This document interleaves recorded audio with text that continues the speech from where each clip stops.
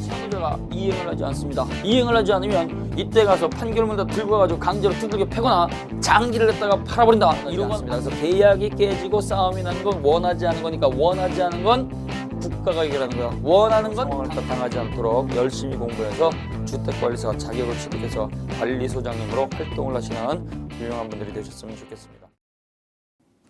안녕하십니까. 민법 김지현입니다. 자, 지난 시간에 이어서 오늘 우리 선생님들이 보실 부분은요. 교재 74쪽에 보시면 미성년자입니다. 그래서 의사 무능력하고 제한 능력의 경합이라고 하는 걸 갖다가 마지막으로 공부했었죠. 만취 상태에 있는 미성년자가 동의받지 않고 계약을 하게 되면 만취 상태니까 의사 무능력 무효도 주장할 수가 있고, 제한 능력자로서 즉 미성년자로서 법정 대리인 동의받지 않았으니까 취소도 주장할 수 있는데요. 이렇게 두 가지 사유가 존재하게 되면 이때는 권리자가 마음대로 선택할 수 있으니까 무효도 선택할 수가 있고 취소도 선택할 수가 있다. 따라서 제한 능력자 쪽에서는 의사 무능력 무효를 갖다가 주장할 수도 있고 동의받지 않았으니까 취소하겠습니다. 이 말도 할 수 있다는 얘기예요. 그러면 둘 중에 아무거나 선택할 수 있는데 도대체 이걸 왜 구별을 하느냐? 이건 행사 기간이 정해져 있느냐 없느냐, 시간적 제한이 있느냐 없느냐로 따지기 때문에 구별한다고 그랬습니다. 취소권이라고 하는 형성권은요, 행사 기간이 제척 기간으로서 있던 날로부터 10년이 경과하면 취소하지 못하고, 그 다음에요 추인할 수 있는 날로부터 3년이 경과하게 되면 더 이상 취소하지 못하니까 취소권 행사는 기간이 정해져 있습니다. 따라서 취소하겠습니다라고 하는 말은 시간이 경과하면 더 이상 못한다는 얘기예요. 그러나 무효는 시간적 제한이 없으니까 무효는 요거는 언제나 계속해서 주장할 수 있다라고 하는 거죠. 따라서 의사 무능력 무효를 갖다가 주장하는 것이 제한 능력자 쪽에서는 훨씬 더 유리하다는 걸 기억하시면 되겠습니다. 자, 그 밑에 제한 능력자로서 미성년자 나옵니다. 미성년자는 100% 출제가 됩니다. 자, 그래서 미성년자 공부하시는 거야. 자, 그러면 미성년자는 누구냐 이거죠.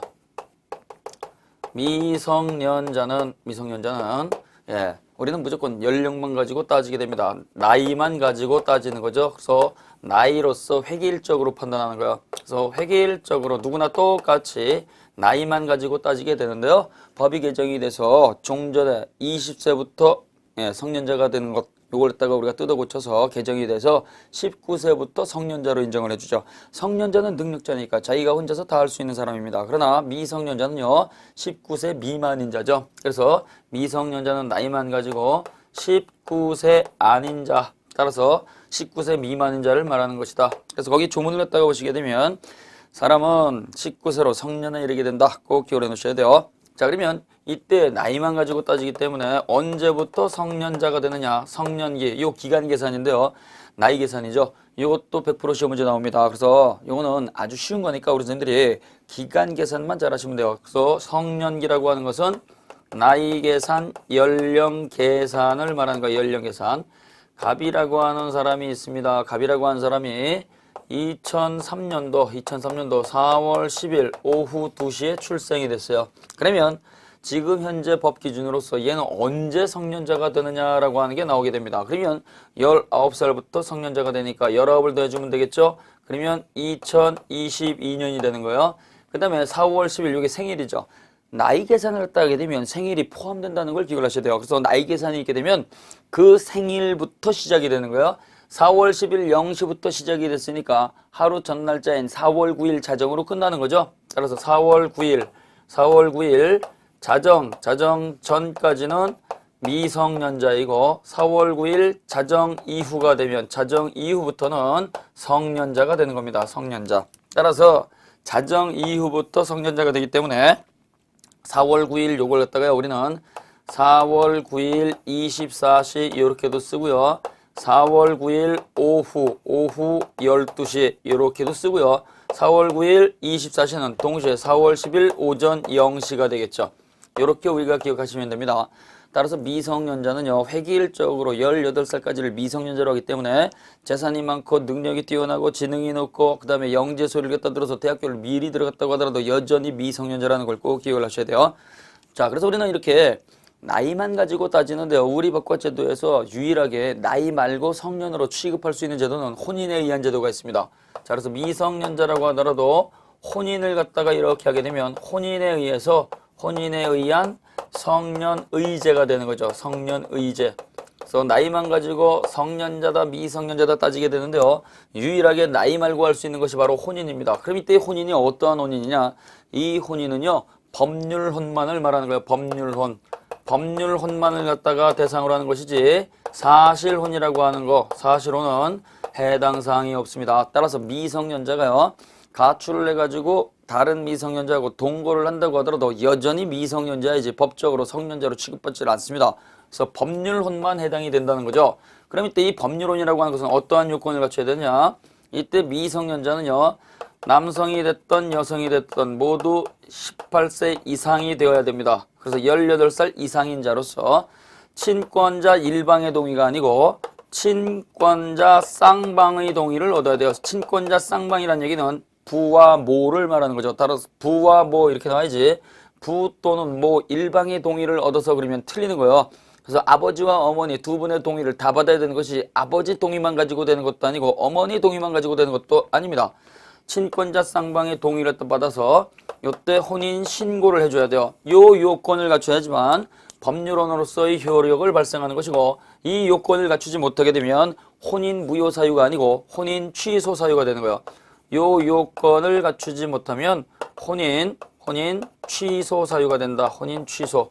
꼭 기억을 하셔야 돼요. 자, 그래서 이렇게 혼인에 의해서 성년으로서 의제가 되는데요. 이때 성년 의제 효력이죠.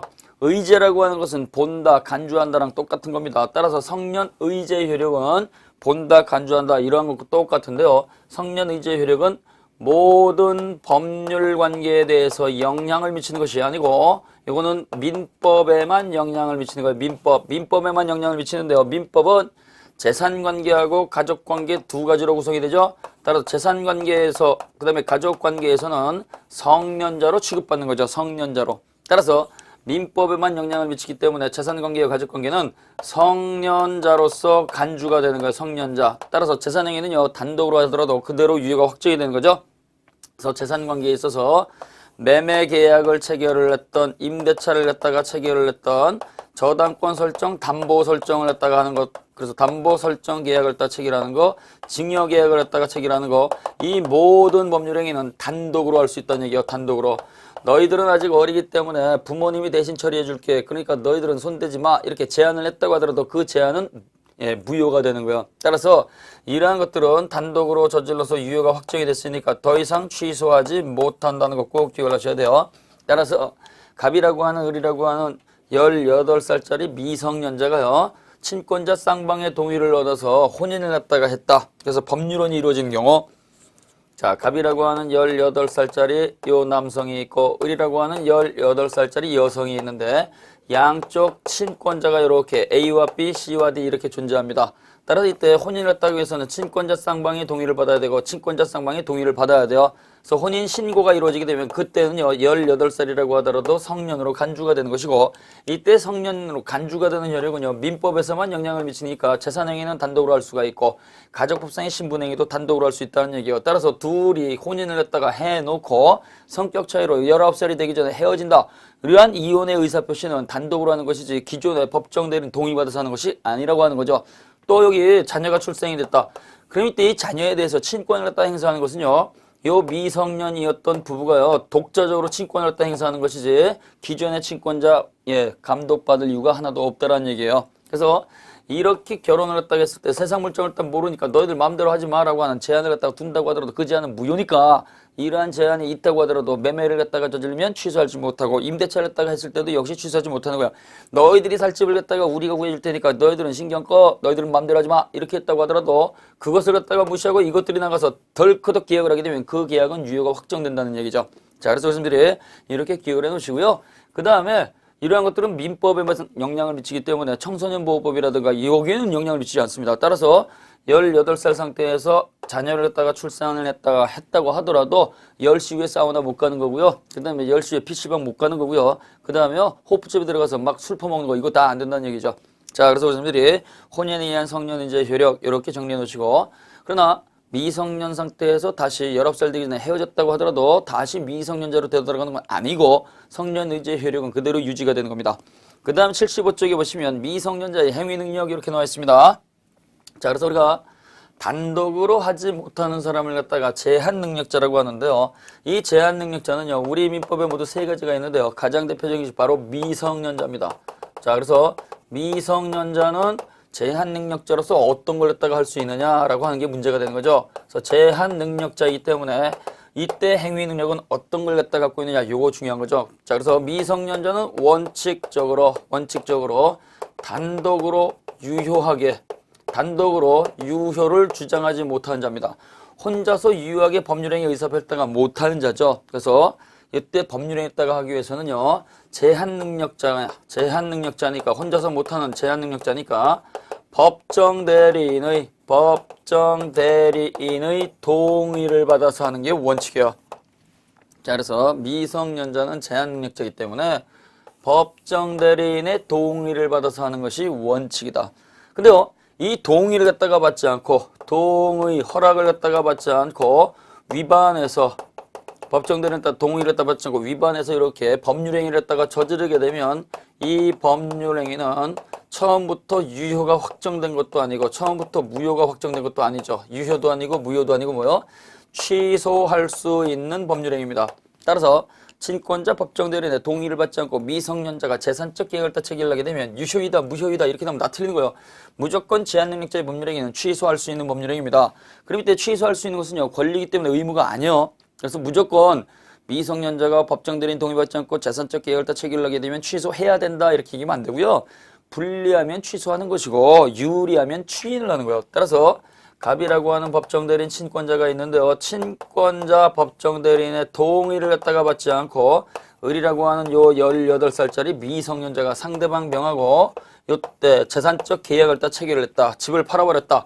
그러면 이 계약은요, 동의받지 않았으니까 취소할 수 있는 법률행위가 되는 거예요. 취소할 수 있는 거. 근데요, 이때 법정 대리인 살펴보니까 이 계약이 미성년자가 계약을 다 잘해가지고 미성년자한테 유리하더라 그러면 어떻게 돼요? 그때는 그냥 놔두겠습니다 할 수 있겠죠. 따라서 이때 취소할 수 있는 계약이라고 하는 것은요, 요거는 유리하면 취소권을 포기하는 거예요. 취소권. 취소하지 않겠습니다 라고 취소권을 갖다가 포기하게 되고, 취소권 포기하게 되면 어떻게 돼요? 유효가 확정이 되는 거죠.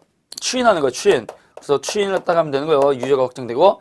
근데 요 계약을 갖다가 보니까 미성년자가 허락받지 않고 저질렀는데 미성년자 본인한테 아주 불리하다. 아주 불리하다 그러면 어떻게 돼요? 당연히 없던 걸로 하겠습니다라고 취소를 해버리면 되는 거죠. 따라서 취소를 했다가 할 수 있고, 이때 취소를 하게 되면 처음으로 되돌아가서 소급해서 무효가 됩니다. 소급해서 무효가 됐으니까 무효가 되면 나오는 게 바로 부당이득 반환이죠. 그래서 우리 선생님들이 무효 또는 취소가 되면 부당이득이란 말을 쓰고 해제가 됐을 때는 원상회복이란 말을 쓰는 거예요. 절대로 잃어버리시면 안 됩니다. 나중에 계속 나오게 됩니다. 이렇게 말씀을 드려도 뒤늦게 내가 그걸 또 왜 잊어버렸을까 이렇게 할 수 있는데요. 해제가 됐을 때는 원상회복의 문제가 나오고 무효 또는 취소가 됐을 때는 부당이득 반환입니다. 이걸 왜 구별하냐? 다르기 때문에 그런 거예요. 그래서 우리가 부당이득이라고 하는 것은요, 선의 악에 따라서 범위가 달라집니다. 그러나 이 계약 해제가 됐을 때 원상회복은요, 선악을 불문하고 받은 날짜에다가 이자를 붙여서 되돌려주는 거예요. 그래서 우리가 요 소급해서 무효가 되는 거예요. 소급해서 무효. 따라서 부당이득으로서 반환하게 된다. 이때 부당이로서 반환한다. 그래서 우리가 이때 부당이득 반환은요, 요때 요 상대방이 받은 요 물건, 그 집이죠. 등기를 했다가 그대로 되돌려주고, 요때 받은 대금이 있으면 그 돈을 되돌려주는 거예요. 이건 서로 동시이행 관계에 있습니다. 동시이행. 어느 일방이 먼저 하는 게 아니에요. 공평의 원칙에 따라서 얘도 가지고 오고 얘도 갖고 와야지 네가 먼저 갖고 와 이런 말 하면 안 된다는 거죠. 동시이행 관계가 있고, 이러한 경우에요, 취소를 했다고 했을 때는 요 취소는 절대적 취소가 되기 때문에 모든 자한테 주장할 수가 있습니다. 모든 자에게 대항할 수가 있다. 모든 자에게 주장할 수가 있다. 따라서 병이라고 한 요 매수인이 정이라고 한 사람한테 그 집을 갖다가 다시 팔아버렸다고 하더라도 요 정은 그 사실을 몰라서 선의이고 무과실이라고 하더라도 얘는 소유권 취득을 주장할 수가 없어요. 왜? 제한능력자 자신의 재산 보호가 목적이니까 모든 자에 대해서 되돌려 달라고 하는 거죠. 자, 그래서 모든 자에게 취소를 가지고 당연히 주장할 수 있기 때문에 선의 제3자를 그래서 전득자인 정이죠. 정과 같은 선의 제3자를 보호한다, 보호하지 않는다, 보호하지 않는다. 그래서 이때 우리 선생님들이 이걸 갖다가 꼭 기억을 해 놓으셔야 됩니다. 그래서 불리하게 되면 취소를 하게 되는데 이때 취소는 소급해서 무효가 되는 것이고 절대적 취소가 되는 거니까 그 사실을 모르는 사람이 등기를 가져갔다고 하더라도 잘못이 없다고 하더라도 소유권 취득을 못한다는 거예요. 그래서 제한능력자는 무조건 누구를 보호하는 거예요? 제한능력자 자신의 재산 보호가 목적이니까. 자, 그러면 이러한 사례에서 우리가 나오는군요. 취소권자가 과연 누구냐 이거죠. 취소권자. 제한능력자가 법정 대리인의 동의를 받지 않고 멋대로 이렇게 취소할 수 있는 계약을 냈다가 체결을 하게 되면 취소하겠습니다라고 하는 요 말은 미성년자 본인, 그래서 제한능력자도 단독으로 취소할 수 있습니다. 미성년자가 취소를 하기 위해서는 법정 대리인의 동의받아야 된다. 그러면 안 되는 거예요. 미성년자는 취소권 행사는 단독으로 할 수 있는 거예요. 피성년 후견인도 마찬가지고 피한정 후견인도 마찬가지고 제한능력자는 법정 대리인의 동의받지 않고 단독으로 취소할 수가 있습니다. 그 다음에 법정 대리인도 단독으로 취소할 수 있는 거예요. 따라서 이때 법정 대리인 친권자가 취소하겠습니다라고 할 수가 있고 이때 제한능력자도 취소하겠습니다라고 하는 거죠. 그러면 취소하겠습니다 이 말을 누구한테 하느냐? 요걸 갖다가요 우리는 취소의 상대방 그래요. 그래서 취소의 상대방은 직접 상대방만을 말하는 겁니다. 직접 상대방은 누구냐? 직접 상대방은 병이죠. 병. 그래서 취소하겠습니다 그 말은 병한테만 하는 것이지 지금 권리를 갖고 있는 정이라고 하는 전득자한테 하는 게 아니죠. 그래서 우리가 을이라고 하는 미성년자하고 계약을 갖다 체결한 자는요 병이라고 하는 사람이 계약서를 썼지 정이라고 하는 사람은요 미성년자가 아닌 병과 계약을 체결한 자입니다. 따라서 취소의 상대방이 특정이 되어 있으면 그 상대방에 대해서 취소하겠습니다라고 이야기를 해주는 거예요. 요거 꼭 기억을 하셔야 돼요. 자, 정리 한번 해볼게요. 미성년자는 누구예요? 18세까지 만 19세 미만인 자, 혼인에 의해서 예외적으로 성년의자가 될 수가 있고 이때 미성년자는 제한능력자니까 원칙적으로 단독으로 유효하게 법률행위를 하지 못한다. 따라서 법정 대리인의 동의를 받아야 된다. 근데 동의를 받지 않고 멋대로 위반해서 계약을 하게 되면 그 법률행위는 처음부터 유효가 되는 것도 아니고 무효가 되는 것도 아니고 취소할 수 있는 법률행위다. 이때 취소는 권리이기 때문에 의무가 아니래요. 따라서 무조건 100% 취소할 의무가 있는 게 아니고 판단을 하라는 얘기예요. 유리하게 되면 취소하지 않겠습니다. 추인을 해가지고 유효를 확정지을 수가 있고 불리하게 되면 처음부터 없던 걸로 하겠습니다. 취소를 해버리면 되는 거죠. 그럼 이때 취소가 있게 되면 처음부터 계약이 무효로 바뀌어버리기 때문에 부당이득 반환을 했다 해주는 것이고 이때 부당이득 반환은 동시행 관계입니다. 그러면 이때 이 상대방은 받은 거 그대로 전부 다 원물 반환이 원칙이에요. 원물 반환, 물건 반환이 원칙이죠. 이때 제한능력자인 미성년자는요.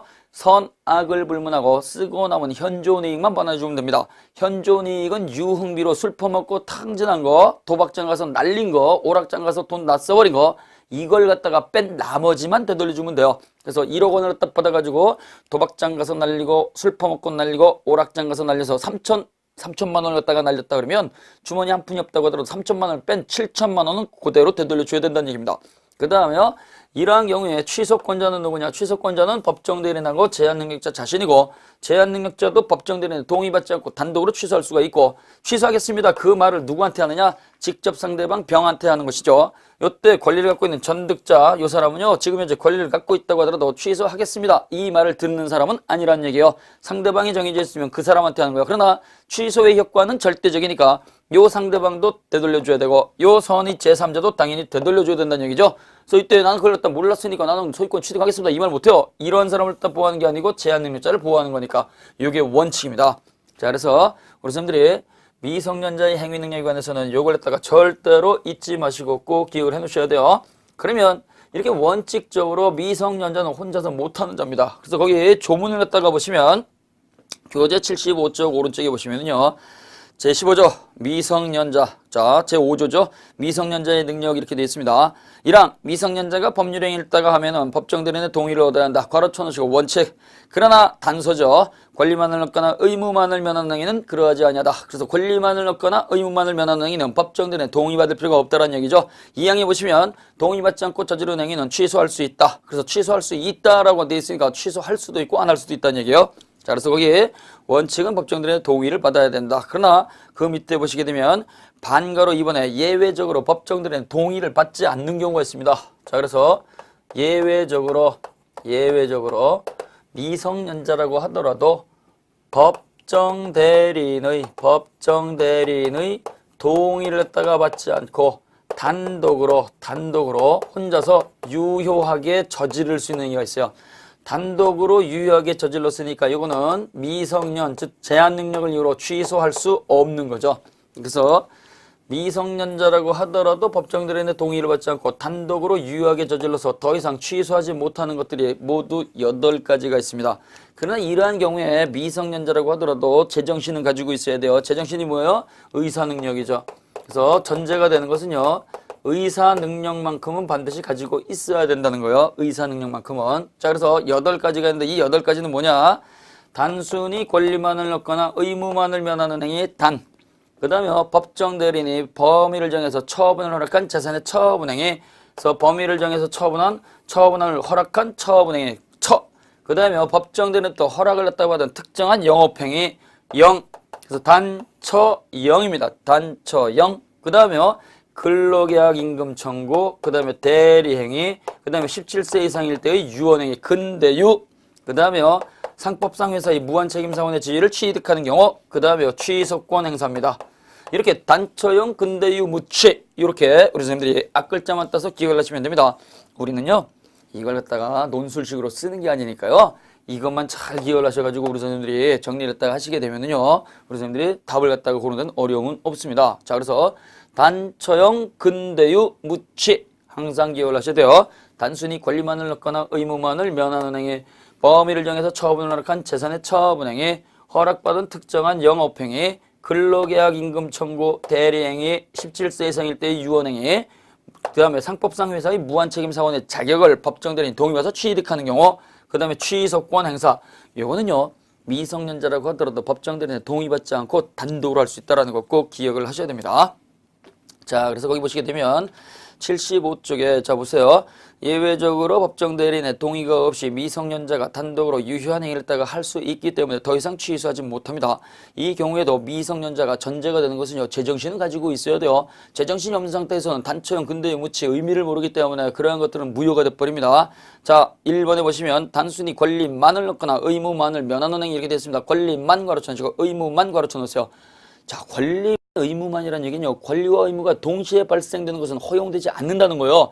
권리만 없거나 그러면 뭐요? 일방적으로 이익만 취하는 거죠. 의무만을 면하는 것은 자기가 그 손해를 다 줄여나가는 거니까 이러한 것들은요 일방적으로 유리한 거예요. 자, 그래서 거기 보시게 되면 권리만 얻거나 의무만을 면하는 행위는 동의받지 않아도 된다라고 조문에 들어가 있습니다. 그럼 이러한 행위들이 어떤 게 있느냐? 76쪽에 보시면요 부담 없는 증여를 받는 행위 이렇게 되어 있습니다. 부담 없는 증여. 부담이라고 하는 건 의무를 말하는 거예요. 의무를. 자, 그래서 증여에 관해서는 2가지가 있습니다. 증여를 갖다가 하는 경우가 있고 증여를 받는 경우가 있습니다.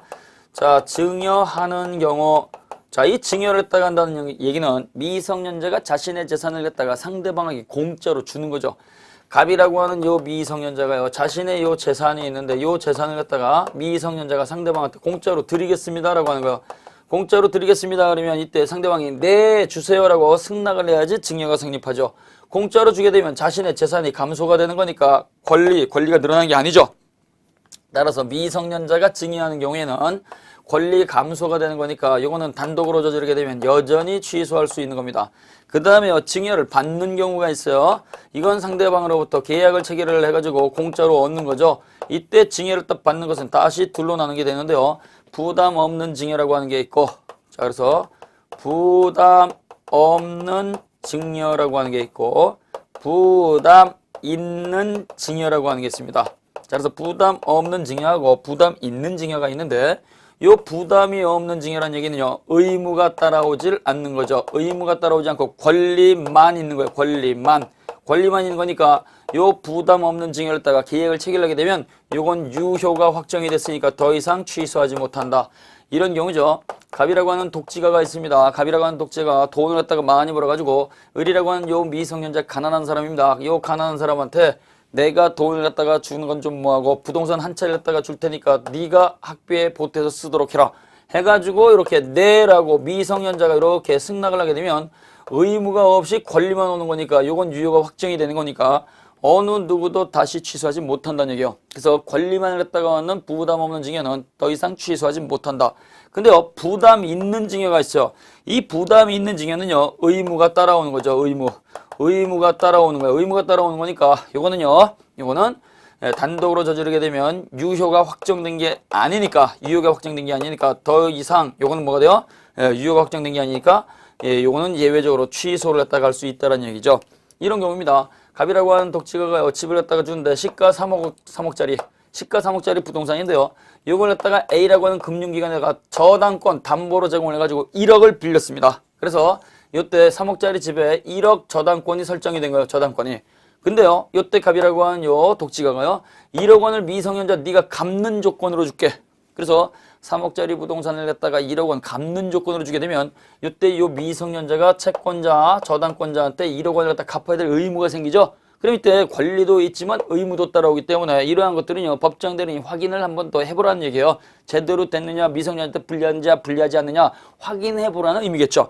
만약에 이때 요 미성년자의 법정 대리인이 이렇게 3억짜리에다가 1억 원 저당권이 설정된 걸 갖다가 취소하겠습니까? 예, 그거 그냥 받겠습니다. 이렇게 추인을 할까요? 당연히 추인하겠죠. 그래서 이러한 것들은요, 아니 그걸 갖다가 뭐하러 취소를 합니까? 취소하라는 얘기가 아니고 검토해보라는 얘기예요. 그래서 불리하면 이러한 경우에는 취소도 할 수 있다는 얘기입니다. 그래서 의무가 따라오는 것은 권리만 얻는 게 아니고 의무가 따라오는 거니까 이때는 검토라는 의미에서 취소할 수 있도록 해주는 거예요.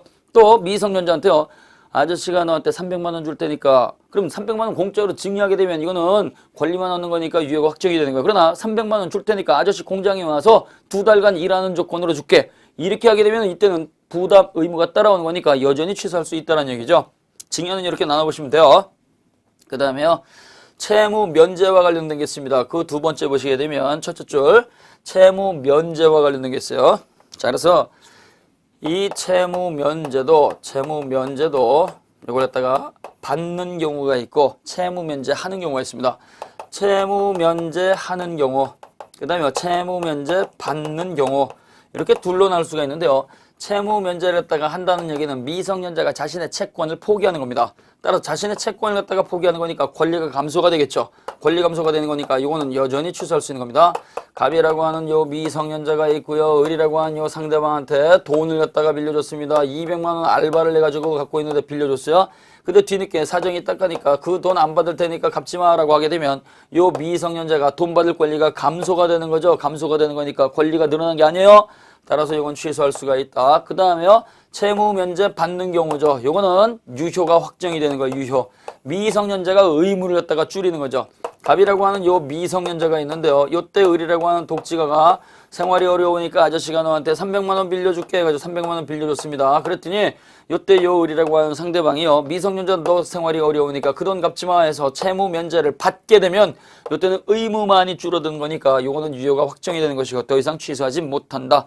자, 그래서 증여와 마찬가지로 채무 면제 하는 경우가 있고 채무 면제 받는 경우가 있으니까 이것도 잘 정리하시면 되겠습니다. 그 다음에요, 이익에 따른 의무도 부담하는 경우에는 단독으로 하지 못한다. 따라서 부담이 있는 증여라든가 경제적으로 유리한 매매, 특히 경제적으로 유리한 매매는요, 매매라고 하는 것은요, 권리도 있지만 의무도 따라온다는 걸 기억을 하셔야 돼요. 쌍무계약이니까.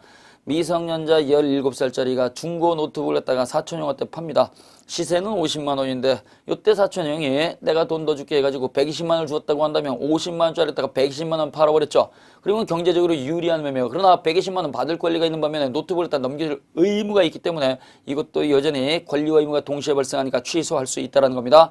그 다음에 상속의 승인, 포기와 같은 경우, 상속과 관련된 것은요, 포괄 승계가 돼버리죠.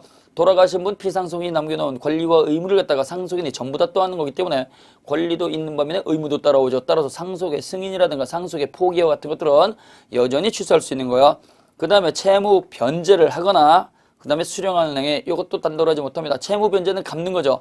그래서 돈을 갖다가 갚는 것은 미성년자 주머니에서 돈 나가는 거니까 요거 권리가 줄어드는 거죠. 그 다음에 채무 변제를 수령하는 것도 채권자로서 미성년자가 상대방한테 돈을 갖다 빌려주고 상대방이 돈 갚는 걸 갖다가 내가 받는 경우에요. 그럼 어떻게 돼요? 미성년자가 그 돈을 갖다가 받게 되면 받을 돈이 줄어들잖아요. 이것도 권리 감소가 되는 거예요. 따라서 채무 변제는 하든지 그 다음에 요걸 갖다가 수령하든지 그 다음에 갚든지 요거는 전부 다 취소할 수 있는 행위다. 같이 정리해 놓으시면 되겠습니다. 자, 그 다음에 1번에 보시면 판례를 봅니다. 미성년자가 처분행위로 취득한 재산을 다시 처분하는 경우 취득한 재산의 가액이 처분을 갖다가 허락한 자신의 가액을 현저히 초과하지 않는 한 원칙적으로 허락을 받을 필요가 없다. 자, 법정대리인 친권자가 미성년자한테 용돈을 줍니다. 용돈을 주면서 이 돈 네가 모아서 써라. 그럼 이때 돈을 쓰라고 준 거니까 허락이 끝난 거죠. 허락이 끝났으니까 그 돈을 모아가지고 미성년자가 자유롭게 쓰는 것이지 다시 허락받을 필요가 없습니다. 왜? 용돈으로 쓰라고 주었으니까 이미 허락이 끝난 거죠. 그래서 이걸 갖다가 허락받은 재산의 처분행위 그래요. 처분행위는 뭐예요? 허락받고 돈 쓰는 거예요. 그럼 이때 용돈을 갖다가 모아가지고 카메라를 샀다. 이 카메라를 따 샀는데 이게 마음에 안 들고 용돈을 모아서 다시 더 좋은 카메라를 따 사기 위해서 이걸 팔아버리게 된다면 이때 파는 것은요. 처분행위가 있다고 하더라도 이거는 다시 허락받을 필요가 없다라는 얘기예요. 쓰라고 준 돈 가지고 물건을 사가지고 그 물건 갖다 다시 파는 것은요. 법정대리인 동의받을 필요가 없다. 그 다음에요. 거기 2번에 보시면 이건 예전 판례인데요. 이걸 19세 이걸다가 18세 이렇게 바꿔놓으세요. 20세일 때 나온 판례입니다. 자, 그래서 만 18살이 넘은 미성년자가 월소득의 범위에서 신용 구매 계획을 체결한 사안 괄호쳐 놓으시고 이 말은요. 법정대리인 친권자 갑이 있는데요. 이때 18살짜리 미성년자가 있는 거예요. 그 사례를 19살에서 18살을 바꾸세요. 옛날 판례이기 때문에 그래요. 자, 갑이라고 하는 법정대리인 친권자가 있는데요. 요때 을이라고 하는 18살짜리 요 18세 미성년자가 있습니다. 이 미성년자가요. 상급학교에 진학을 하지 않습니다. 진학을 하지 않고 나는 일단 돈부터 벌겠습니다. 취업전선에 나가겠습니다. 집안 사정도 딱 하고 나는 일단 대학은 내가 돈 벌어서 가겠습니다. 해가지고 이 을이라고 하는 미성년자가요. 자기가 돈벌이라는 거예요. 취업이 나갔습니다. 취업을 나가게 되면 요때 월급을 받을 거예요. 이때 월급을 갖다 이렇게 받았는데 이 월급을 갖다가 요 친권자가 써도 좋다는 말을 안 합니다. 근데요, 이 월급을 가지고 써도 좋다는 말을 딱 안 했는데요, 이 미성년자가 동의받지 않고 요 돈을 갖다가 신용구매 계약을 체결한 거, 신용구매 카드 긁은 거죠. 또 외상거래를 했거나 현금거래를 했거나 이 월급 임금을 가지고 이렇게 지출을 하게 되면 요 계약에 대해서 법정대리는 나 그렇게 쓰라고 돈 허락한 적이 없으니까 나 이거 취소하랍니다. 취소 못한다는 얘기예요. 그래서 왜 그러느냐? 이때 동의라고 하는 것은요, 허락이라고 하는 것은요, 이거는 불요식 행위라는 얘기예요. 동의. 그래서 네가 써도 좋아라고 허락을 해준 거죠. 동의라든가 승낙이라든가 그 다음에 허락이라든가 다 똑같은 말인데요. 요거는 불요식 행위예요. 불요식 행위. 불요식이라니까 방식을 따질 필요가 없죠. 따라서 이거는 명시적으로 할 수도 있고 글자로 할 수도 있고 문서로 할 수도 있고 말로 할 수도 있고 다 할 수 있어요. 명시적으로. 그 다음에요. 지금 보신 것처럼 친묵에 의해서 묵시적으로 동의하는 것도 가능합니다. 묵시적 동의가 뭐냐 이거죠. 묵시적 동의는요. 알고도 가만히 있는 거예요. 미성년자 지가 알아서 일한다고 하니까 지가 받은 돈 지가 잘 쓰겠지. 알고도 가만히 있으면 요거는 묵시적 동의가 되기 때문에 동의가 없었습니다. 이런 말 못한다는 얘기예요. 그래서 거기 보시게 되면 만 18살이 넘은 미성년자가 월소득의 범위 내에서 신용구매 또는 외상거래, 현금구매 이러한 계약을 다 체결한 사안에서 스스로 얻고 있던 임금, 월소득에 대해서 법정대리인의 묵시적 처분 허락이 있었다고 보기 때문에 이 구매계약은 처분 허락을 갖다가 받은 재산 범위 내의 처분행위에 해당이 된다. 그래서 허락받은 범위 내의 재산 처분행위가 되니까 유효가 확정된 것이고 이건 취소하지 못한다는 얘기예요. 그래서 우리 법정대리인 친권자는요. 그 자제분이 아르바이트를 갖다가 하거나 또는 그 업체에 들어가서 일을 한다는 사실을 갖다가 알고도 그 월급이라든가 아르바이트 비용에 대해서 이걸 갖다가 가만히 있게 되면 지가 잘 알아서 쓰겠지라고 하는 처분 허락이 되기 때문에 이거는 동의한 적 없으니까 취소하겠습니다. 이 말을 못한다는 얘기예요. 따라서 알고도 가만히 있으면 묵시적 허락이 됐으니까 취소하지 못한다. 그 다음에 3번 미성년자 갑이 을 카드 회사 사이에서 신용카드 이용계약을 다 체결을 했고 신용카드를 갖다가 발급받은 후 그 카드 을 회사와 가맹점 계약을 갖다가 체결한 병으로부터 A 컴퓨터를 갖다가 매수하고 이때 컴퓨터 구매대금 100만 원을 카드로 결제를 했다. 자, 이때 을 회사가 병에게 신용카드 사용 대금을 갖다가 카드사가 가맹점 대리점에게 지급을 했고 이때 갑은 제한 능력을 이유로 위 신용카드 계약을 취소했으나 병과의 컴퓨터 구매 계약은 취소하지 않았다. 이 경우 취소가 됐으니까 부당이로서 반환을 해줘야 되는데 무엇을 누구에게 되돌려 주느냐 요게 문제가 되는 거죠. 자, 그래서 이렇게 읽어보시면 우리 선생님들이 도대체 무슨 소리를 했다가 하느냐 이런 문제가 나오면은요 우리 선생님들이 좀 그림은 그리셔야 돼요. 갑을병이 나오는데 눈으로만 보시겠다 그러면 그거는 민법 답을 못 찾습니다. 자, 갑이라고 하는 요 미성년자가 있었습니다. 미성년자. 그 다음에 을이라고 하는 카드사가 있었습니다. 카드사.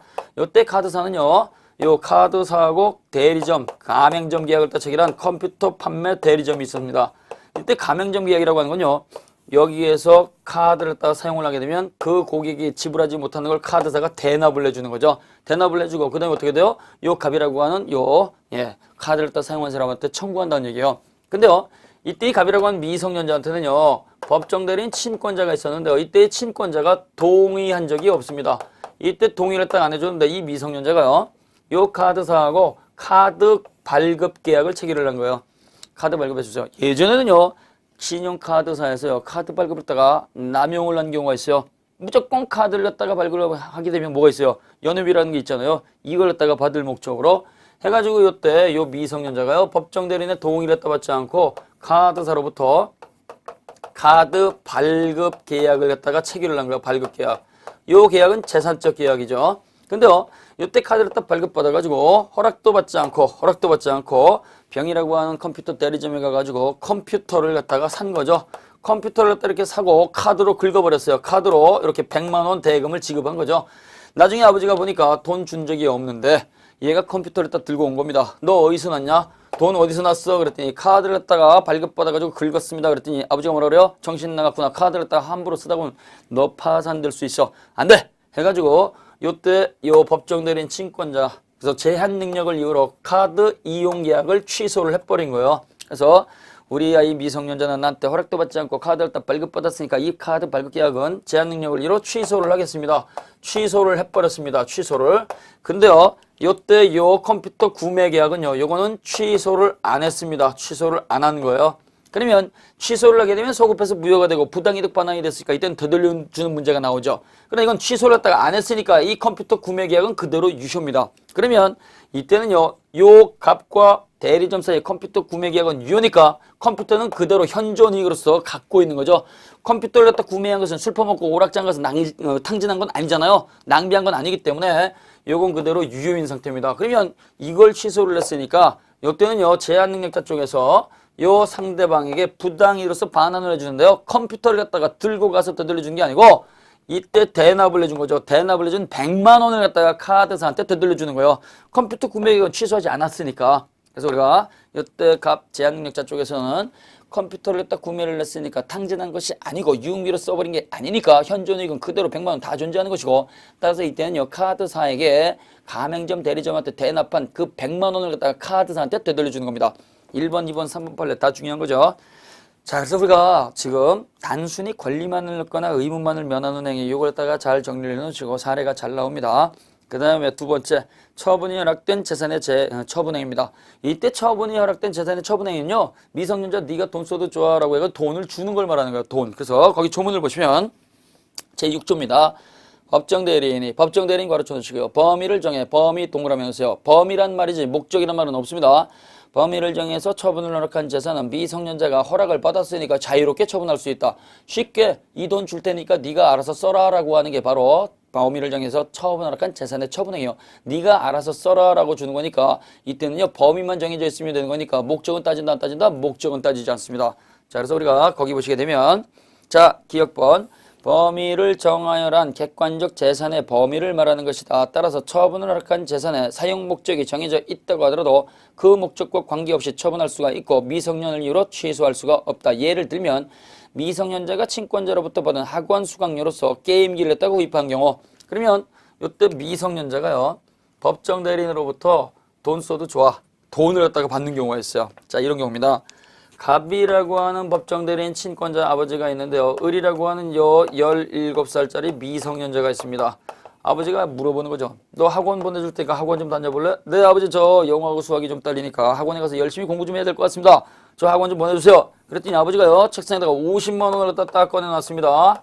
이렇게 책상에다가 50만 원을 딱 꺼내놓고 이 50만 원을 갖다가 줄 테니까 그러면 네가 학원 수강증 끊어와라. 학원 수강해라. 학원 수강료 명목으로 50만 원을 줬습니다. 그럼 이때 범위를 정해가지고 목적까지 정해진 거죠. 해가지고 이때 을이라고 하는 미성년자가 허락을 갖다가 받았으니까 돈 써도 좋다는 허락을 딱 받았으니까 병이라고 하는 학원에 가가지고 이때 수강증 끊는 계약은 허락받은 행위니까 이건 유효가 확정이 되는 거예요.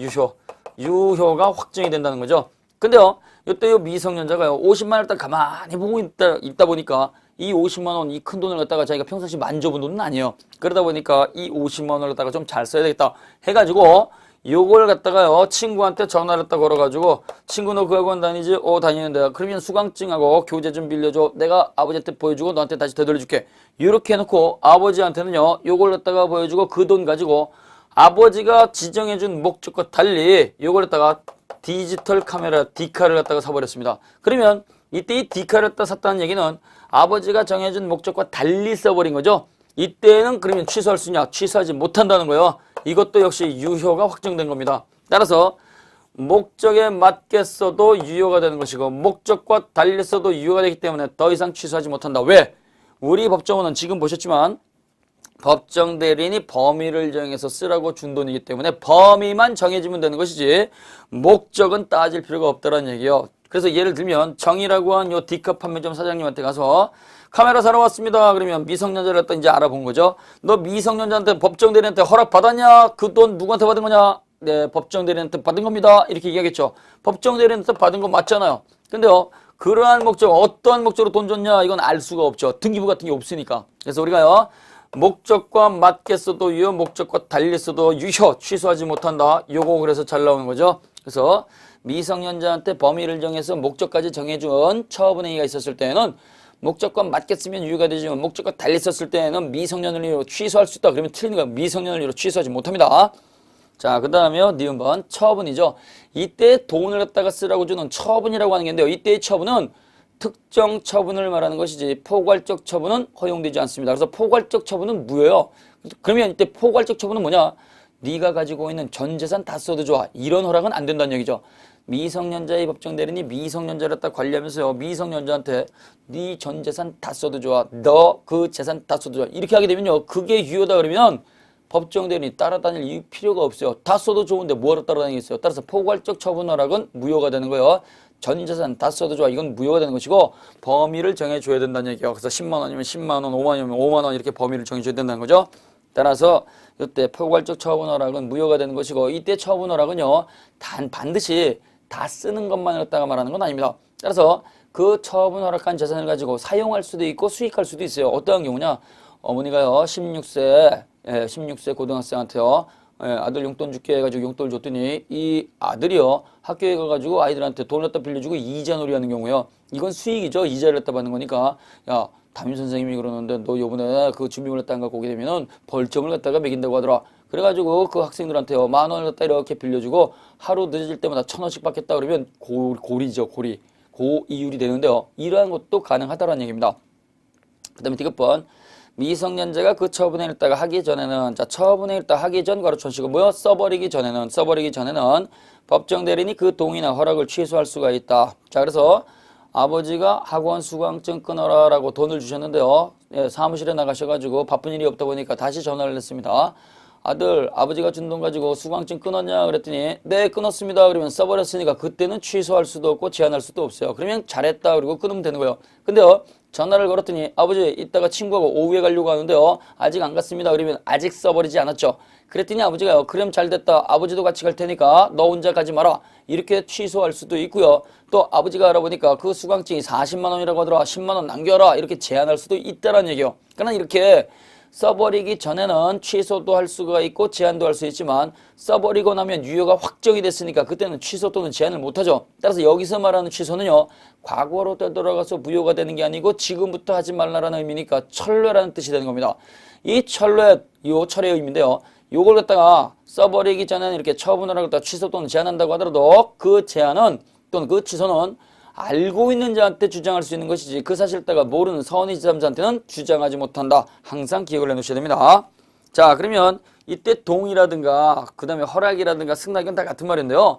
돈 써도 좋아라고 하는 처분 허락은요. 미성년자 본인한테 할 수도 있고 그 다음에요. 요걸 갖다가 상대방한테 할 수도 있어요. 미성년자 13살짜리한테요.